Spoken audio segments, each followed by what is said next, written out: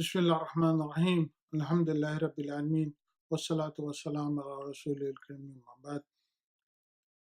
Continuing on with our series of premarital course, today what we are going to talk about is a very profound the hadith of Rasulullah Sallallahu Alaihi Wasallam that says marriage is half of your deen. I'm sure all of you must have heard about it.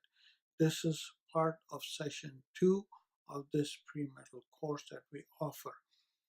Just to give you an insight, my name is Khalid Iqbal, and I'm the founder and a director of Rahma Institute.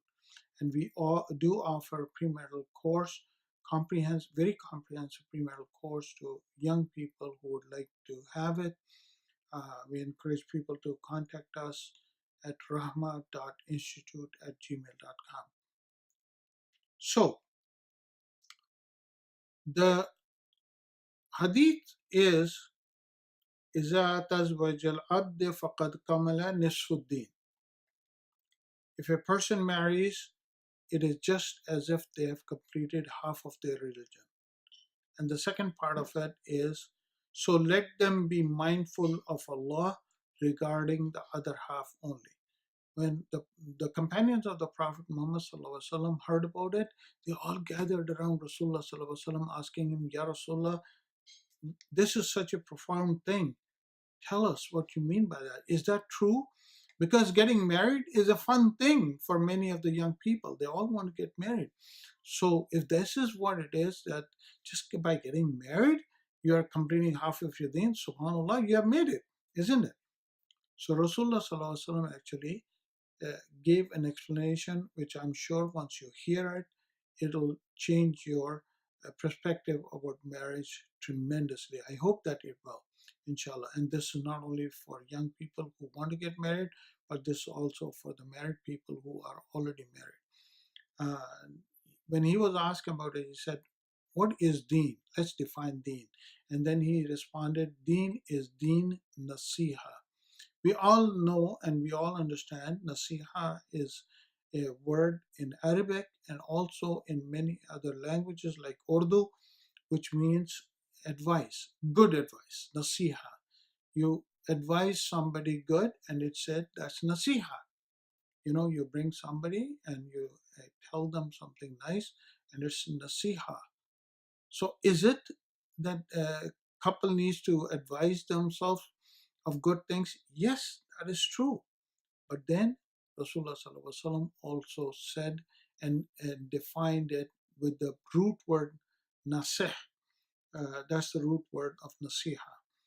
And he said that means perfecting something, purifying something, taking something to its full potential, sincere concern of Allah's creation, caring for something, trying to remove the imperfection in something.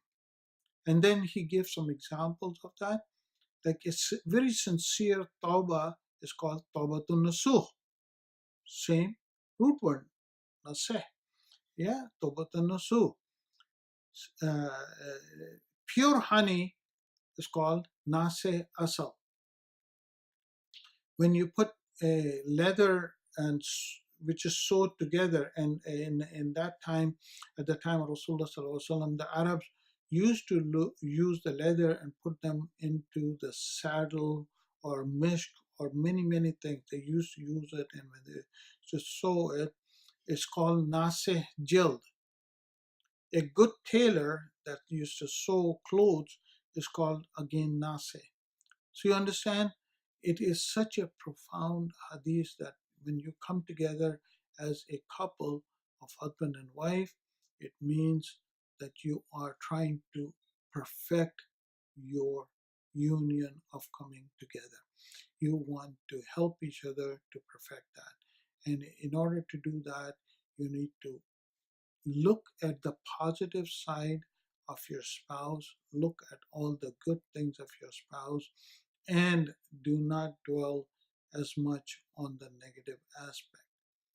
I conclude here. Subhanakallahumma bihamdika nastaghfiruka wa natubu ilaik. Inshallah, in the next session, we'll be talking about a couple of ayahs from the Quran that talks about marriages. If you are interested in our course, please contact us at rahma.institute@gmail.com. Rahma is spelled as Rahmaa. And if you want, you can go to our website called Rahma, once again, rahmaa.org.org. سبحانك اللهم وبحمدك نستغفرك ونتوب إليك. السلام عليكم ورحمة الله وبركاته.